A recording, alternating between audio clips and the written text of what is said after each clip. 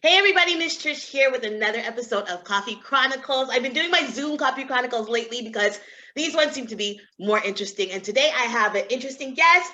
I've known her for a minute. She still won't edit any of my videos, but I love her anyway. Welcome, my guest, my wonderful Crystal on Coffee Chronicles. tell, Hello, the, hello.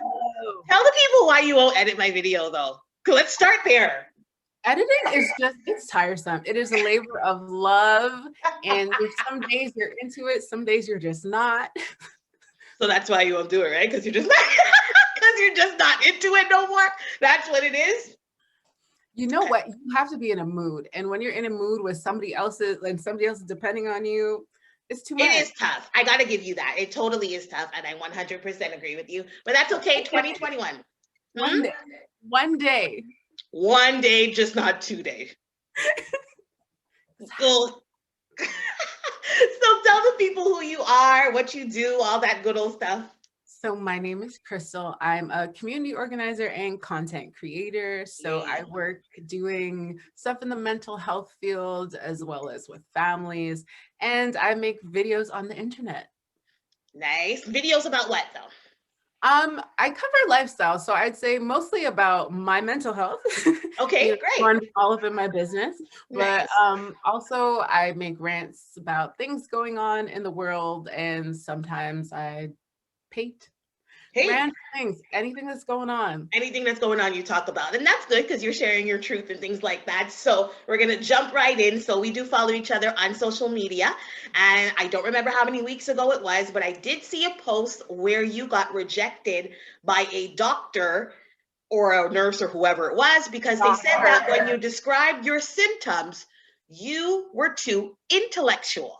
Yes, I was articulate with the way I described my symptoms. All right, so run us through the story. What happened there? Okay, so I should have known from the moment I got this doctor's name as a referral. I went and I looked at the reviews and I was like, this is not gonna go well. Oh snap! Okay. That was the first sign, and then my second sign was when I called the doctor's office and I gave them my name. Okay. And as y'all can see, my name is spelled Kyristal, like Kyristal, but it's pronounced Crystal. Right.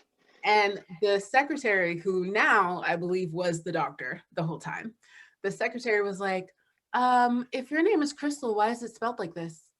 And that was my number two. Trigger number two. Oh my mercy. Okay. At that moment, I should have known in my soul this was God telling me again, turn around, don't This do it. don't be going. God was telling you. Like, you know what? It's so hard to get a doctor's appointment here in Quebec. Sure is. Let's go through. This is a specialist. It's fine. It's gonna be fine. Right. It's gonna be all right. No. No. No. Okay. Especially with the name thing. Why is it spelled like this? Ma'am, could you stop? Like what? At that moment, I was like, okay, so I'm a Black woman, and now this person knows I'm a Black woman. Right. So this, because it's a phone. This was a phone. Yeah, because they do phone consultations first. Yeah. Right. So I should have just known. Yep. So the day comes, and the doctor's like, describe to me what you're feeling. And so because I work in the mental health field, I know these terms. Like, these aren't things that I am not privy to. Also, Black people are educated, so we know big words. Exactly. I know what I'm feeling, and I can describe what I'm feeling well. I'm right. feeling it. Right. You know what you're feeling. Hello. Towards the, she asked me about another doctor I had seen about this. And I told her, she's like, so what did that doctor say? And I told her, well, the doctor said that she wasn't sure how severe the issue was because of how clearly I was speaking. Right. I cannot. Okay. This is not the first time that this has happened to me. Okay. So now this time she's like, yeah, well, I'm going to have to agree with that doctor. You're too articulate. And I was like, what? And she's like, yes, you're describing everything, but you're describing it a little too well. Those were her words, exact verbatim? Those were her words verbatim. So now I am on the phone. I am starting to choke because, you're reliving this. This is like a trauma I have felt before. It's coming up to my chest. I'm trying not to cry. Right. Also, it came up because I like to be honest with my doctors. I told them that I had smoked. And she's like, first of all, you need to stop smoking cannabis. And she's going off and off about Oh it. my Yes. goodness. So I'm hearing it crying because she's telling me that I'm fine, even though we knew. So just to break it down, since everybody's already all up in my business. Right, you might as well say, Right. I was going to switch medications. So I'm on medications for my anxiety Okay, and okay, OCD, and I needed a medication switch. That's all I went to her for. okay, And so I've already been diagnosed. okay. But she was now trying to say that I didn't have my diagnosis because I explained it like too articulately. I have no words for this. Make Like, it make absolutely none. Like, you're No saying sense. it, and I'm like, what? So, Okay, okay. so now the added bonus, because I work in the field, I went to somebody who works with her. Well, not works with her, but like works in the same field, works alongside. And I was like, Right. listen, this is what happened. I don't want to go to the ombudsman. Okay, So okay, I'll right? take it there. I will take it Mhm. there. And she spoke to her and cussed her off, basically, in a very professional manner. Good, And I got my apology. good. Not directly, but I Of got course not. Of course not. Of course you didn't get. Were you expecting a direct apology? Because you don't know how these people work, sis. Come on. but Right? it was definitely the worst part was reading her reviews. This has happened to other people. Oh And my mercies. other people don't have the means to hit up a therapist they know or like have somebody else to advocate on behalf of them. Okay. So yeah. Wow. Wow. It's like giving me goosebumps at the same time because I'm just like, what are you telling me? Like, what do you mean I'm going to have to agree with that doctor? My thing is, why are you still in practice if you don't want to work? If you don't want to. Right? If you don't want to work, sis, why are you here? This was all a phone consultation as well. I'm assuming because Yeah. of the whole pandemic situation, correct? And also to add, she was saying, and this is why I feel like I'm gonna just out and say it, Black people need Black doctors. Absolutely. Because You're the second person on Coffee Chronicles to say that. The second. And the first person, she's a big time writer. It was last week. She said the exact same thing. was it Wow. Black people need Black doctors? Because of course I'm going in there on the phone. She also told the lady, she's like, she was laughing, she was giggling, she didn't seem, and it's like, of course, like this is my aura, this is my spirit. I'm a This is pop who you are. This is, we were singing in the field, we were singing. Wow. You know what I mean? Okay. So it's like, yes, I am having a horrible time. I'm going through a mental breakdown and a Yes. spiral. I am sick. But Yes. I'm making jokes with you. Exactly, because I'm trying to like just survive. Like, what the hey? Exactly. And I feel like if it was a Black woman on the other line, she'd get that. She would totally understand. She would totally understand. May I ask you if your doctor was also an Anglophone or were they fluently bilingual? She was actually an Anglophone. Okay. Okay, she was an Anglophone. I was just wondering if there was a, a language barrier because, we do live in Quebec. So I was just wondering. We could do a part 2 because I have another doctor's appointment in 4 weeks with a different doctor. And this one's French. So, My mercy. So we'll see. We'll see how that goes. Okay. Wow. Okay. So after reading the reviews, right, did you just go back because you felt like I can't find anybody else right now? I need an instant prescription for what I'm going through. Is that why you went back to this person after reading the reviews? Yeah, it was definitely, I have no choice at this point, especially the way the Quebec system is. Unless you're trying to fork out hundreds of dollars to see a private doctor, you're going to have to go to that one doctor who doesn't have many people on, like who's not busy, but I wonder why she wasn't busy. You know what I'm saying? Short time doesn't mean good results. You know what I'm saying? You have to be careful for that. So you said this is not the first time this has happened to you. If you can elaborate, how has this happened before to you as well? So I have severe anxiety and agoraphobia, meaning I can't leave my house sometimes and my anxiety gets really bad. Okay. So this doctor, at that time, this is years ago, I couldn't work. And I finally found my way to the doctor's office out of like only God got me out of the house, I'm there. And she was like, I think that you don't have anxiety. I think you just need to get a job. You're gonna make me fall off my little couch here, girl. What? I wish I were lying to you. And I was like, in my head, I'm like, okay, so I'm coming here to tell you that my anxiety is so bad that I can't leave my house. And Right. your remedy for this is for me to go get a job. Get a job. Yeah, let's. Wow. Guess where she was from? Where was she from? You have to tell me. Quebec. In Quebecois again. Oh, I'm not surprised though. Like, I am surprised and I'm not surprised. And I'm surprised because doctors are made to care. You know what I mean? They have to leave the emotional out of it, but they're still meant to help you. You didn't go visit a therapist. You saw a doctor. You know what I mean? You weren't at an employment agency. You were at the doctor's. So her place to tell you, I think you just need a job. Implicit bias. Absolutely. But you're Black and you're not working. Exactly. That's how she saw that. I'm Black and I'm not working because I'm sick. I'm like coming to you so I can get better so I could go back to work. Exactly.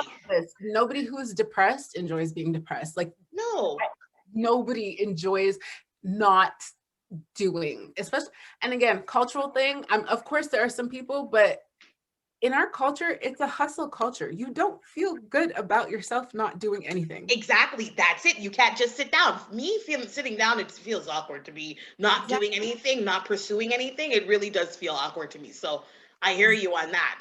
And while that could be toxic in itself, it's still, so it's like it's always, I feel constantly when you go to the doctor, you shouldn't have to go in with, okay, I have to sit up straight. I have to do this. I can't do that. I have to make sure my hair is done properly. Right, exactly. Because and you have to do this. You're prejudged before you're prejudged by your name. You know what I mean? Now they're only seeing us masked only. We're prejudged already, but even it's worse now. You know what I mean? That we're masks or they can't see us. But even if they hear the little twang, they know that we're, of color.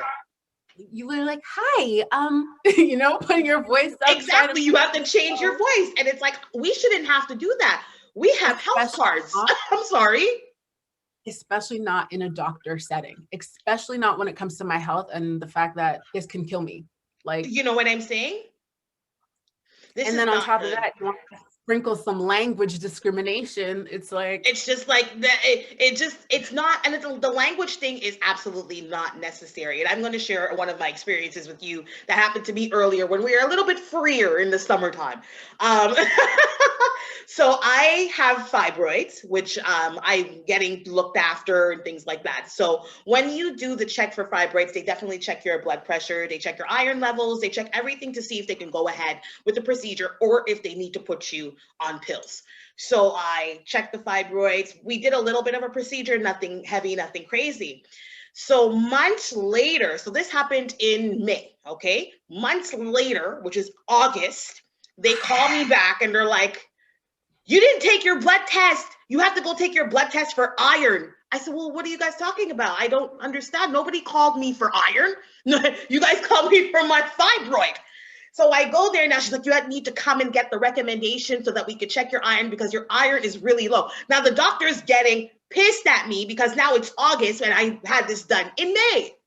So I'm like, okay. So I go to the hospital where they speak French only, but I'm like, I'm demanding to speak in English. So the woman's talking to me, Kyristal, and I'm speaking to her in English and she's responding in French. I said, let me ask you something.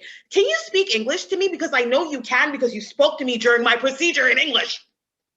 So I don't know what the ignorance is about today. She's like, oh, no, miss. It's not like that. I said, it absolutely is like that. You're only responding to me in French. This is my health. I have low iron. Do you know what that can do to me? Like, hello, you're telling me this in French because what? You feel better about yourself? And she's like, oh, no, it's not like that. I was like, just give me the recommendation, sis, and let me just go take my stinking blood test. So now it's really disgusting. Like and the thing is the ignorance over language and color, you know what I mean? For our health, it's like, okay, you don't care that much that you're going to continue to speak in your language? to the point where if you go to these hospitals, the ones even that they claim are English, the signage for when there's a shooting, like what to do, it's all in French. It's all in if French. You are a 78-year-old Black woman. Right. And it's like, so you don't care about us so blatantly. Much. Exactly. It's so blatant. That's it. Your language is so much more important than our health. Cool. And the color of our skin. No problem. I'm just like, I don't understand it. So it turns out when I went to go get my blood test, they were completely great. The hospital I went to, they were fantastically fine. There was no, no kind of prejudice or anything like that. I don't actually have low iron. They diagnosed me wrong. I do not have low iron. I don't have anemia because they were pushing out I'm anemic and I need to get on pills and I'm like, I already take blood pressure medication. I don't want any more pills. And when I said that, it was as if I offended them, girl. I was like, I don't want to take any more pills. I'm already on blood pressure medication. Well, you need to go check your iron, she says, because you are anemic. I'm not anemic. My iron levels go up and down like everybody else's that day because I was afraid of what was going on. My iron levels were low. Natural stuff. Natural things. So they try to diagnose me with that so that I can have more procedure done, more pills taken. And it's just like, it's almost like we're guinea pigs to some of these people in the medical system. My mom is on 16 pills a day. My mother, for everybody who's watching, my mother is on 16 pills a day because she had a major stroke in 2013. And every time we asked them to take away a medication, they add one. 16. I can bet that some of those medications are to offset certain side effects from the other medications. Absolutely. I've looked them all up. Sometimes it's just like, God, I want to take her off of certain things, but it's just like, I don't want to trigger anything else. So it's rough. We have her on natural, more natural foods, juicing, greens, her turmerics, her to build the immune system. You understand? We have her on the right stuff so that stuff doesn't take her over because it's very scary. Like there's 10 pills in the morning, 3 in the afternoon, and 3 in the evening. I'm not lying. If I gave you my mother's pill right now, it's full of pills. And this is full of pills. The rest of her life. This is supposed to be the rest of her life. She's supposed to be on 16 pills a day.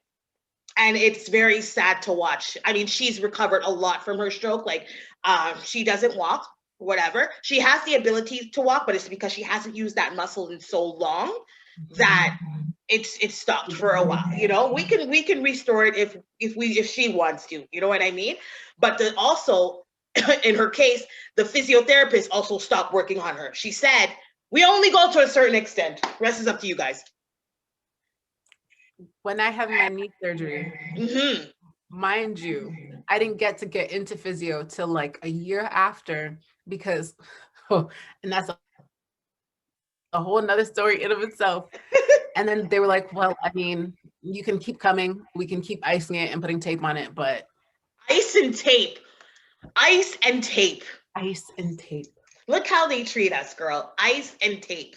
Wow. So you were forced to do your own work to get your knee back into how it normally was, or did you? Yeah. Okay. And because I had to wait so long to get the physio in itself, I was so much worse than I would have been had I been able to start in the beginning. Yeah. Wow. Oh my goodness. The system, and the thing is, the system is already broken. And of course, I'm not gonna say it's only broken for Black people. It's broken for everybody. Everybody. But then you put a name that's spelled a little different from a certain area. Right? Oh, and that's it. It's completely that. And they will be the first to deny that, unfortunately. They will say, we're backlogged. They'll say pandemic. They'll say, all kinds of stupid excuses. Because of my work, I've had the opportunity to actually sit down with these people. Wow.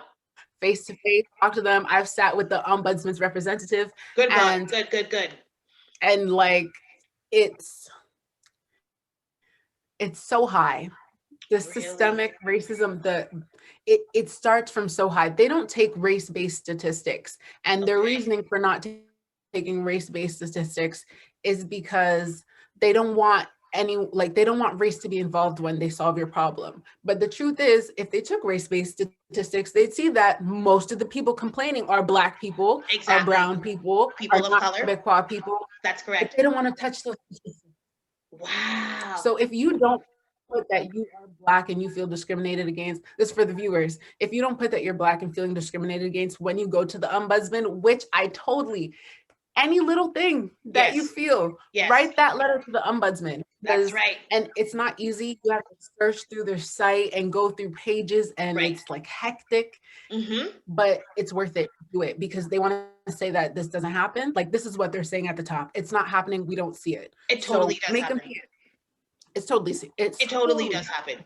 It totally does happen. We can even touch an example of the lady who passed away at the Mohawk Hospital. I forgot what hospital it was. She was of Inuit or Indian descent. I feel like it was Bird. I don't want Was to it? say It's okay. the French hospital. Exactly. Her name was Joyce, last name E. I don't want to mess it up. She recorded them speaking about her in a way when she was saying, I'm in pain, I need help, I'm a mother. She was a person of color, and that's how they treated her. For them to say that there's no systemic racism in any of these institutions, it is a lie. It is a lie. It is a lie. It is a lie. It is a lie. For someone to open their mouth and say you are too articulate about your symptoms that you're feeling inside, that would have not gone the way if you were Caucasian. And I'm going to be plain and simple with it. It would not have gone the same way. Not at all. And I don't know what gives them the right to feel that they can do these things, but us doing things like this, big P word, privilege, absolutely. But what's the gain? Like, what is your gain in refusing someone? You see, what's the gain? How do you feel better about yourself at the end of the day? I don't like me. I'm just like, well, karma comes back. So if that's what you did today, good luck for your long term, because deep-seated epigenetic predisposition to dislike Black people. I feel like that's the only thing I can think of in my head is like it is in your veins to feel a way towards Black people.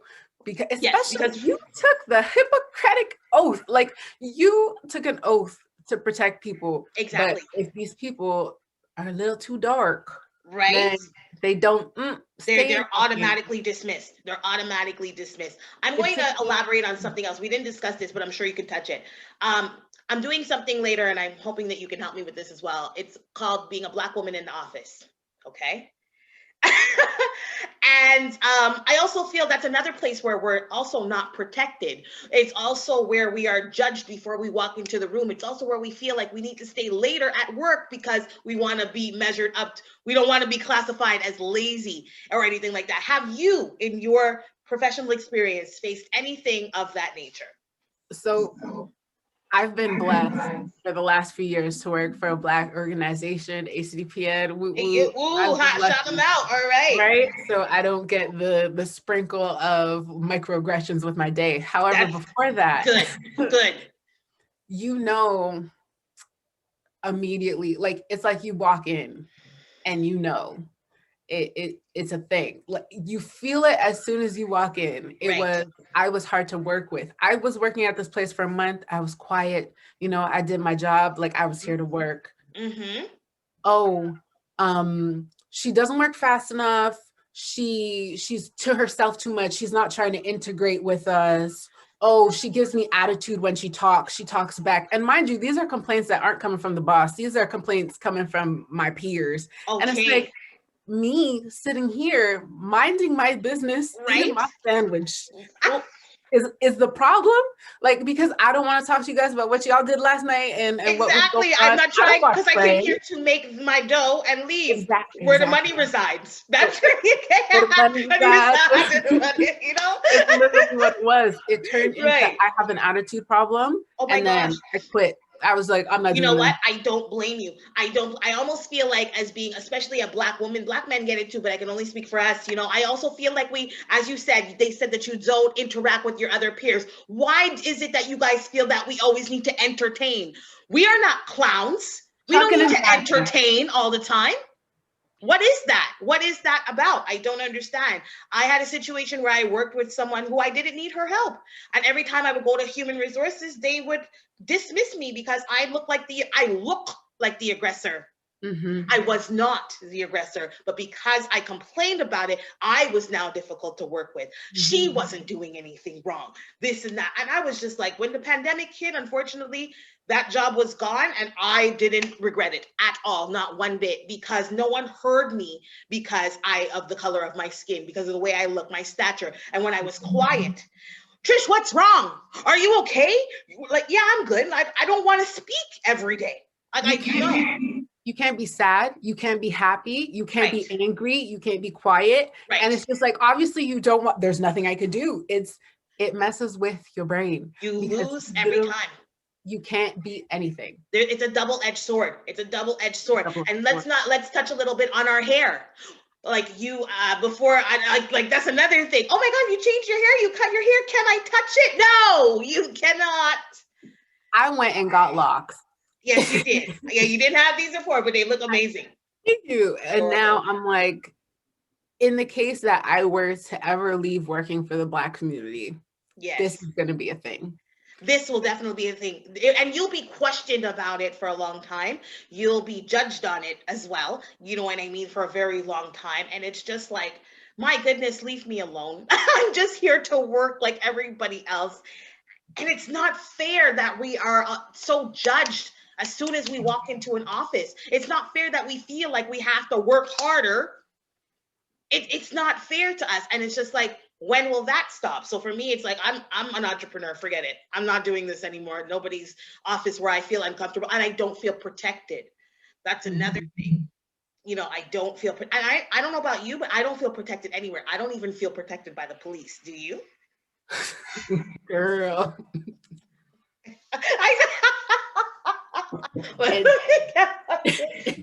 The police are one of those subjects. Literally walking, again, I'm gonna let everyone in on my business. They, in therapy, because I'm in therapy, highly suggest that everybody seeks therapy if they have the means to, with a Black therapist. I was just gonna say, is your therapist Black? That's why I wanted to say, but I stopped myself. I knew you were gonna say it. Yes. So your therapist is Black. Second person. Everybody just let you guys know it's the second person on Coffee Chronicles to say that. But anyway, go ahead. My white therapist, again, stories. But we directly correlated my agoraphobia to fear of interactions with white people and police officers. Wow. Directly correlated. Wow. When I hear police sirens, oh my God, I literally like full on panic attack. Of course, I didn't do anything. Police not coming for me, but I've seen my brother get beat up, my brother get followed. I've seen things happen to my friends. So it's like, I don't think all police officers are bad, but the same way that, you know, they judge all Black people. Exactly. And again, there are people close to me, near and dear to my heart, who are police officers that I love. Right. And I know their job isn't easy. Of course not. It's not. At the end of the day, I shouldn't have to fear like calling you because I need you, but you might kill me. You might kill me. Exactly. Exactly. You may just kill me. You might kill me. You'll come to my house because a tree fell and I hurt my leg and I will end up with a bullet. Like, exactly. Or in handcuffs. And imagine going through that thought process. Should I call the police right now? If I call them, I might die. That's like, it. Should I die by this? Going to do something. It's the most ridiculous thing. I had an experience with the police earlier this year. I called the police because a person almost assaulted myself, my mother, my father with his vehicle. And when the police came, first of all, they had their hands on their guns. Sorry, my mom's in a wheelchair on her hospital bed, and my father is sitting right next to her. Hands on guns are definitely not needed. So I asked him to take it off. I said, listen, that's going to scare my mother even more. Can you guys take your hands off your guns? Oh, it's just for protection, my dad. Protection for what? Everyone's hands are where you can see them. So then I explained the story. They actually put their hands at their sides because I was like, it's really strange. Like, I feel intimidated. And once you tell them that, it's like, oh, no, that's not what we're trying to do. Everybody deflects. Everyone gaslights. As soon as you tell them, this is how I feel, they gaslight. I ended up telling them what happened. Are you sure you want to accuse him of almost hitting you guys with the car? It could have been a mistake. You guys were probably in his blind. He was a white guy. Of course he was a white guy.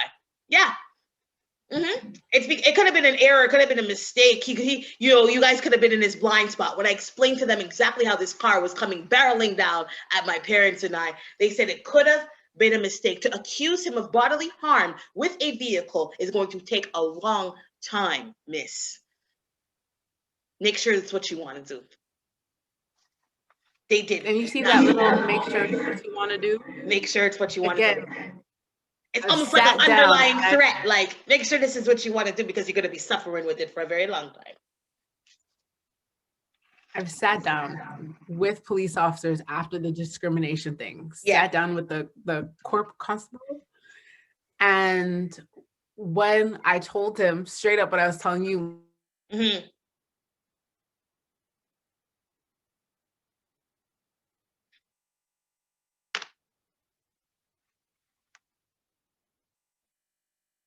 like us calling you is life or death, you might kill. It's not what happens. We don't get reports on race. I think you're frozen. It's okay. You're good. Deep-rooted denial. Yeah, it's crazy. It's a deep-rooted denial, and it's like, wow, protect less Black people as possible. I feel like that's what it says in the manual. It's not funny, but it's so messed up at the same time, you know? But also, what I realize is a lot of the police officers serving the inner city and places that are densely populated by Black people are officers from like Saint Jean, Saint Agathe. Exactly. Who know nothing.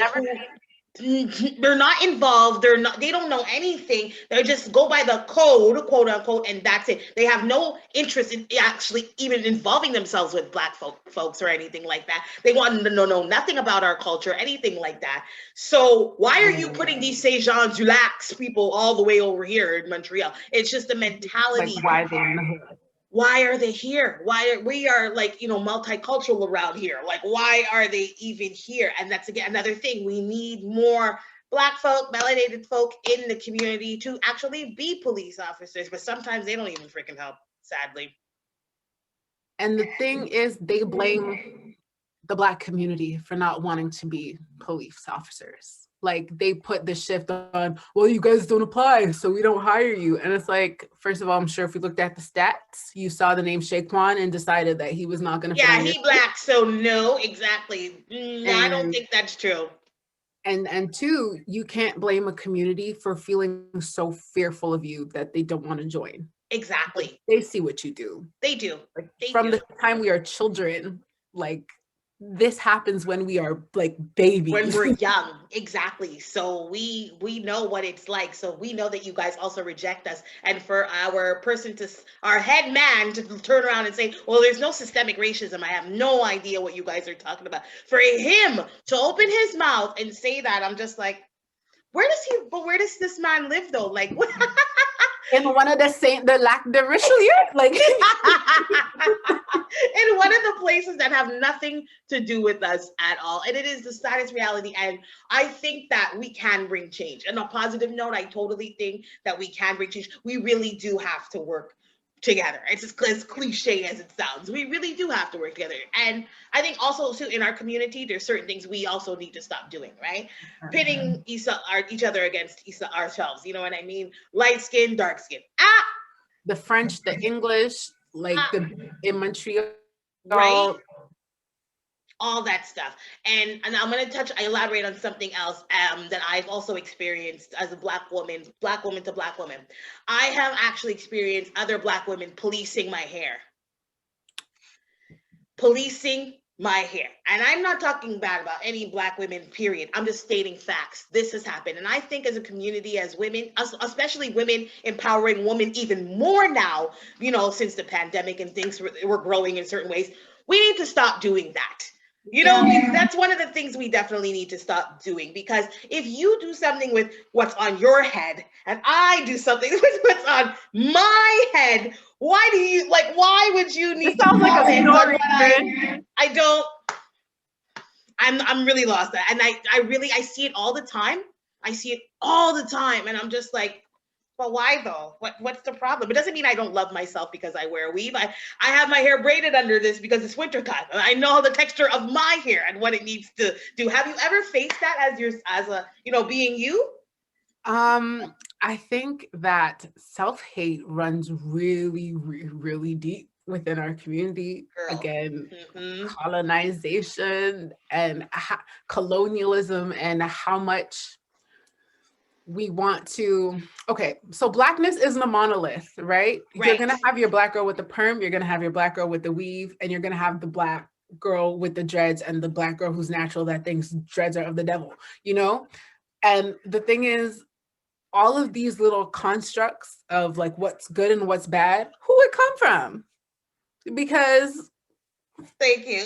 Okay, let's wait now. Audience, you guys want to answer? Because, yeah. No, but seriously, seriously. and I think that we need to stop seeing each other as the enemy, because ultimately, Period. again, what does your hair have to do with my life, and how does it affect the way you work? How does it affect me? Like, Exactly. yes, and there's that whole, oh, she dresses like this, she's a hoe, she does this, she's a.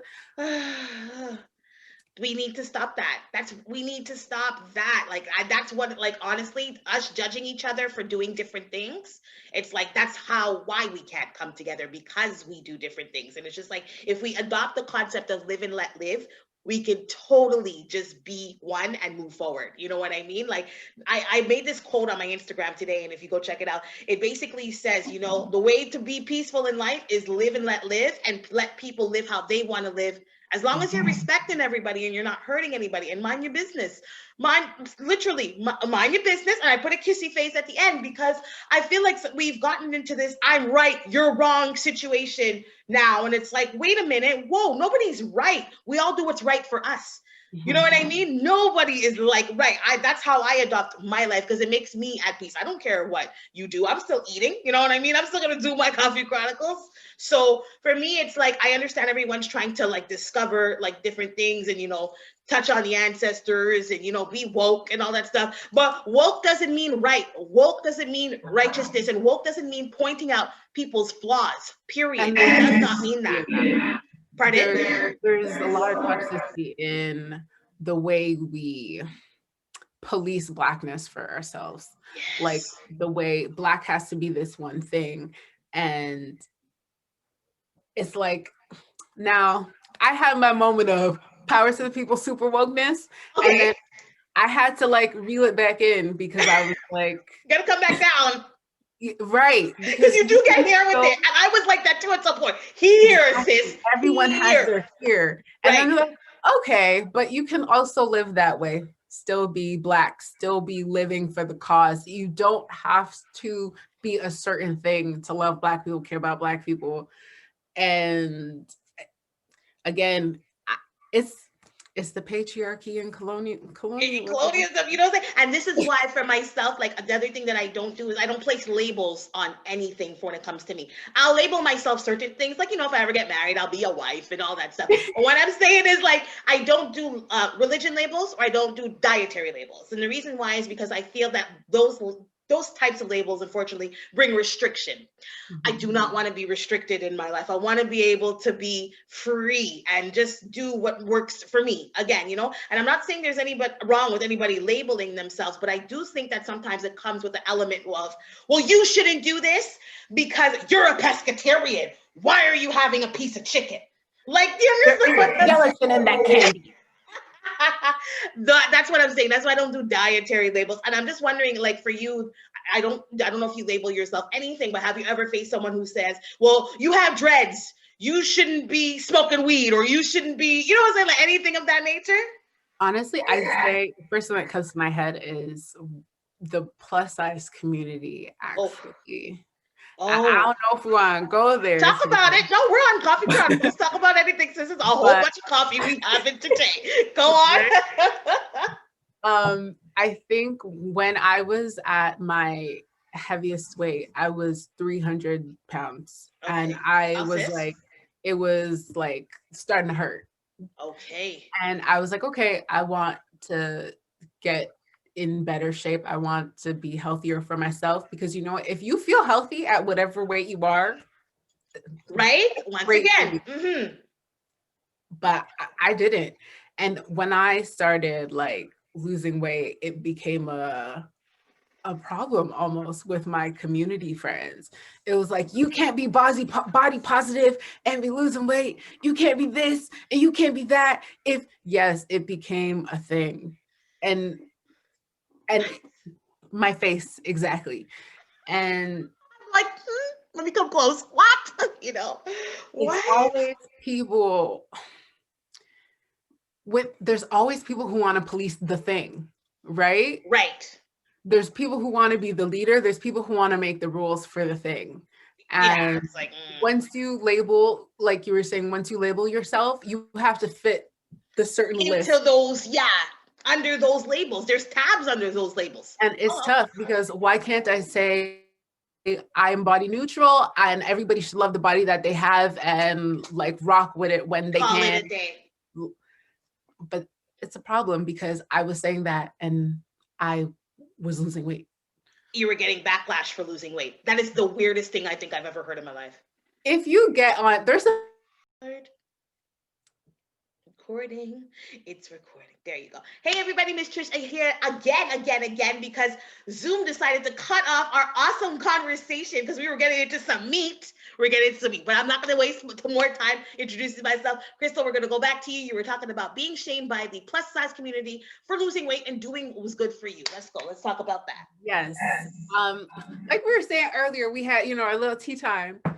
People have a hard time seeing you live your best life and live in your truth, especially when they're in positions where they may want what you have, which they could achieve themselves, but aren't there yet mentally.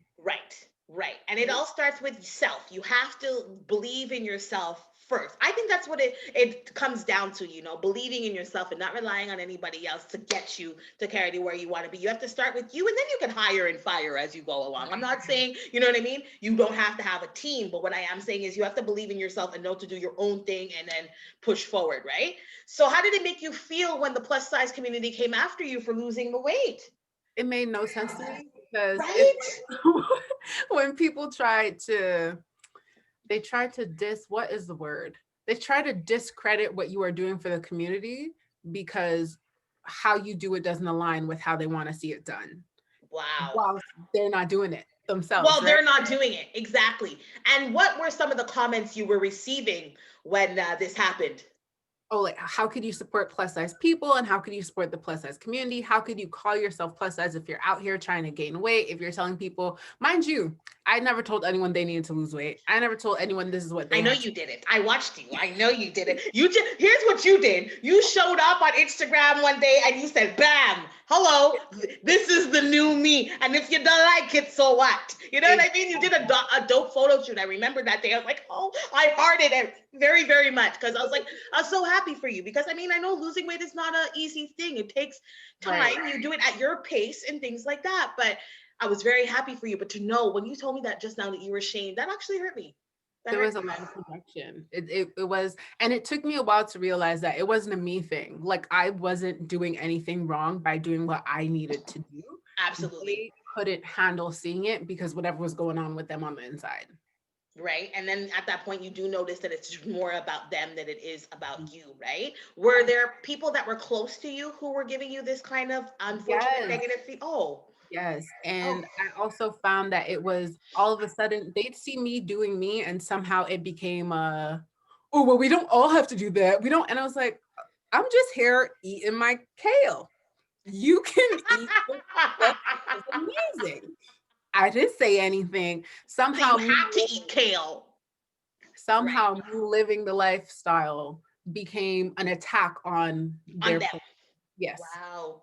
Yeah. Wow, that's interesting. Have you let those people go or are you still in close quarters? It does. I feel like because it's not to say I love them any less. Right. It's just to say that if how I'm living hurts you, I think it's for the best of both of us. To just say, like, for your mental health, yeah, you stay in that corner till you can handle Exactly What? what's going on inside. Yeah. I can love you from a distance. I think you could miss people, but then after you can love them from a distance still, and still wish them well, but they don't need to be close to you and stuff like that. And I also feel like too, it's almost like a drain of your energy on your positive path. You're trying to go up, but then you have someone kind of trying to bring you back down and things like that. And it's so sad that we can't just be all here together. It's really sad. Again, colonialism and the patriarchy. Always pointed that thing. But yeah, it's really sad. And I do feel like with Black women especially, we want our identity so bad. And anybody who might kind of put that at risk, even if it's your fellow sister, it becomes a defensive thing. Because like Hmm. you're making that change and this is what you identified as, again, going into the labels. You're Right. making, then what does it say about me? Am I less of a Black woman? Am I this? Am I that? And then it comes out in claws. Exactly. The abrasiveness, as we spoke of off Yes. camera, sometimes as Black women, melanated women, and stuff like that, when we say things, we say it in an abrasive tone. And it's a turn off. It is a turn off. If you are trying to assist, that's cool. There's no problem with trying to help anyone. However, your delivery, and it's not how people receive it, because that's what people would say as a defense, oh, it's the way that they received it. Absolutely not. And Mm-mm.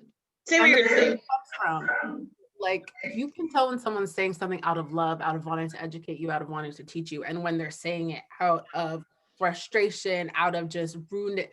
And of course, it's all, I never blame anybody for their trauma, Right, but as right. you get older, it's something you have to deal with. So you had the world on your shoulders as a Black woman in these streets, Exactly. but the way you need to work on that still, like it's not Period. an it's It not. it's not an excuse, and that's it. Like, and I think too, we have to look in before we look out, right? And a lot of things comes with, you have to look in. You have to look within yourself first before you do anything. You know what I mean? Before you project anything, because the minute you start to project your insecurities on people, first of all, it shows. First Mhm. of all, it shows all the time. And people are not dumb. Like, you know what I mean? Most people are not dumb. They know what you're doing, and I think it's a matter of being careful. And we can't attack, especially if we're preaching unity, especially if we're preaching empowering each other, because like you can't empower someone by putting them down.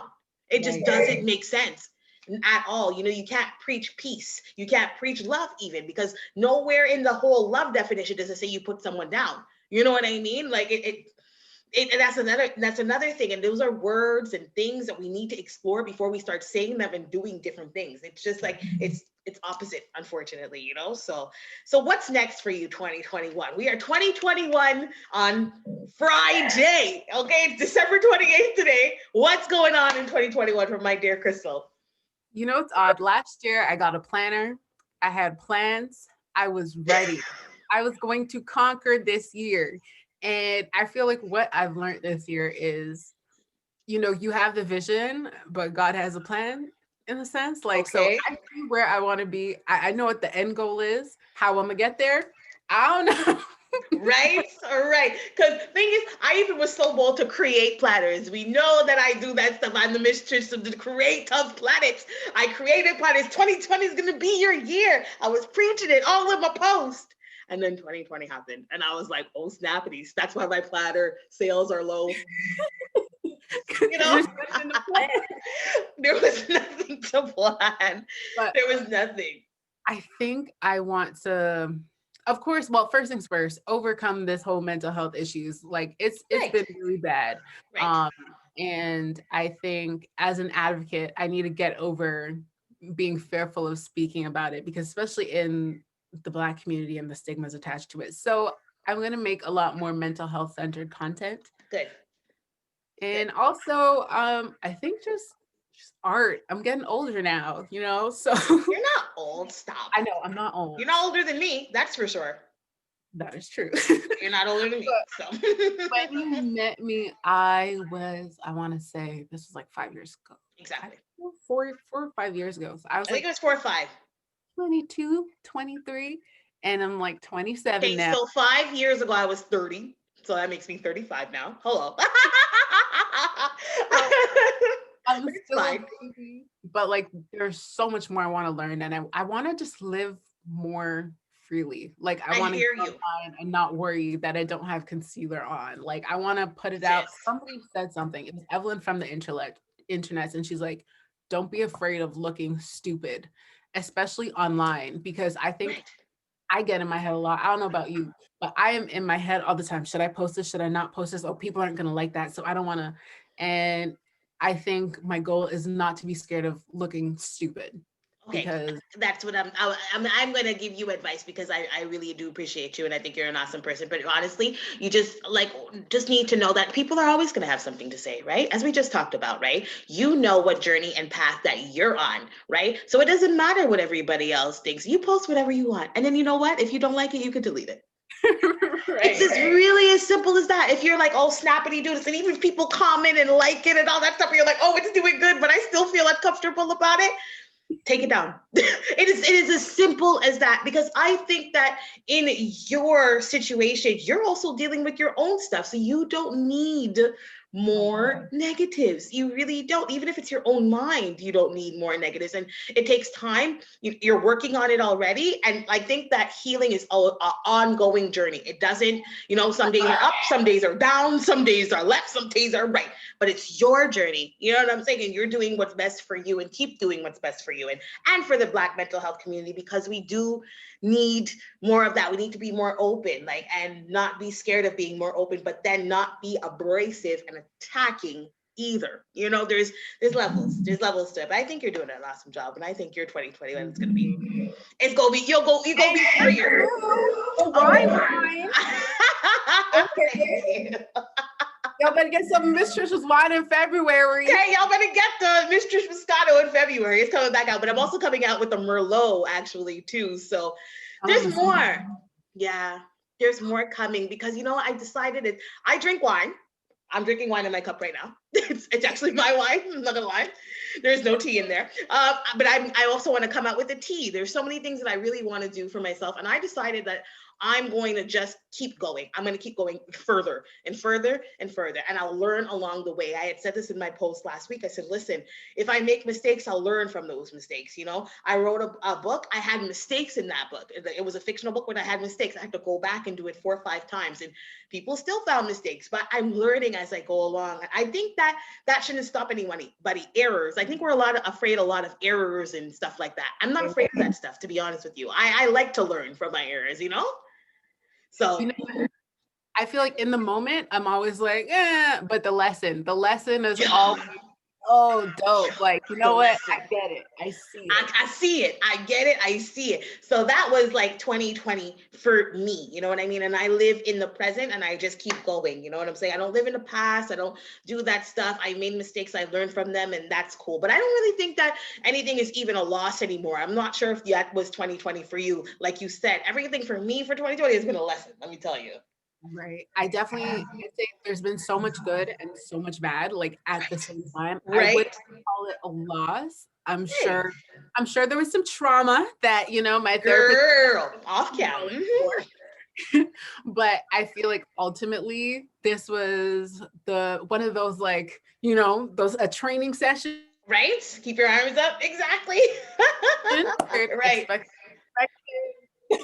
That's it. And we learned and we lived, and we're going to keep on going, right? So as for your videos, as for your projects, where can everybody find you? Tell the audience, because I'm sure they're going to want to know. So, you can find me. Actually, I'm working on my website right now. You guys are the first people to know that. Hey, so that should be up soon. My audience is all about good vibes, so they're going to send that good energy to you. Yes. Hey, you can find me at Kyristal Marie, spelt. Let me spell it, just in case you're like the secretary. Right. Spelt KYRISTALMARIE, everywhere. Or just type in KYRIS Marie, and I will come up on the internet. There you go. There you go. So that's that. 2021. What are you doing to celebrate? You gonna be home just chilling? I am going to be home. You know what? I had a hair appointment that's canceled now I know. because, COVID. So my plan was I was going to be at the hair salon at like 1 a.m. But I'm going to be home. I'll probably be here. I was thinking maybe going live. I don't Why know. not? Why But not? go live. Maybe go live. My mom Okay. is gonna be home. Watch the ball drop. If there's a, What is about there a you? ball drop this year? Oh, I don't know now that I think about it, I because don't no know if one there's a can ball be in drop Times either. Square. Yeah, because nobody can be there. You know, Times Square is always full and back to back. Nobody can be there this year. So I'm not sure if there's actually a ball drop, sis. This is gonna be the first time in years. Yo, I don't Oh think there's ever my, not been a ball drop. a ball drop, right? Oh my We shall see Thursday night. Because, yeah, wow. Thank you so much for having You're welcome. Thank you so much for doing this with me. There's going to be more. We're not done. We're not done. There will be more, you me. know, and because 2021 is coming, you know what I mean? You have projects, I have projects, and I'm sure that we could collaborate. I did do a film on mental health that I'd like for you to watch, and mental health in the Black community. Yeah, I got to Oh send my it to you. gosh, I remember when you were filming for it. Remember? Back in Destiny. Absolutely. Oh my gosh. Absolutely. So I'm kind of doing a part 2, but we'll talk about that off camera. But folks, thanks for watching another episode of Coffee Chronicles. This was Crystal. This was me. And I'll check you guys very, very soon. If I don't come back with another video before that, Happy New Year. Much love and thanks for watching. Bye.